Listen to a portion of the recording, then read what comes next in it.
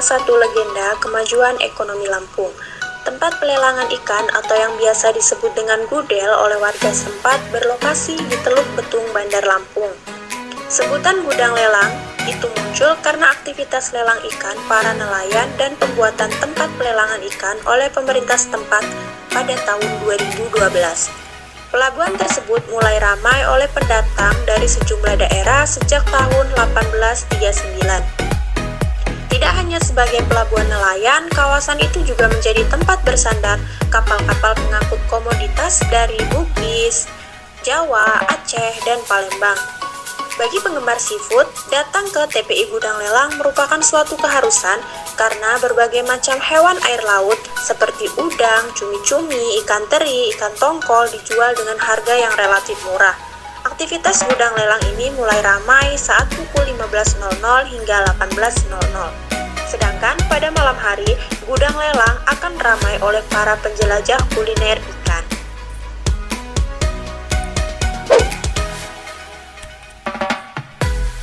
Pada proses pembuatan tempe dan tahu, usaha yang sudah berdiri sejak tahun 2000 ini diawali dengan proses perendaman kacang kedelai selama 4 jam.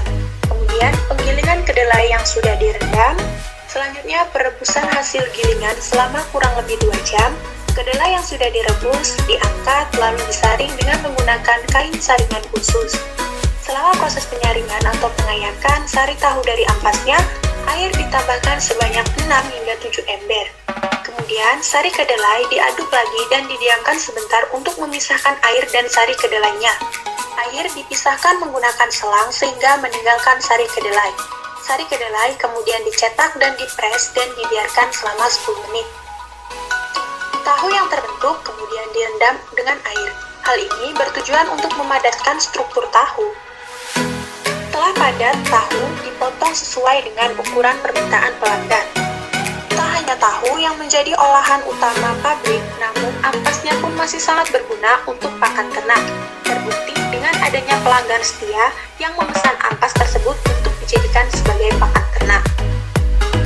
Tim KKNDR Unril berharap setelah mengetahui lebih rinci tentang kondisi UMKM tahu tempe ini, untuk selanjutnya bisa membantu kelancaran UMKM tempe mulai dari proses produksi hingga pemasaran. Thank you for watching.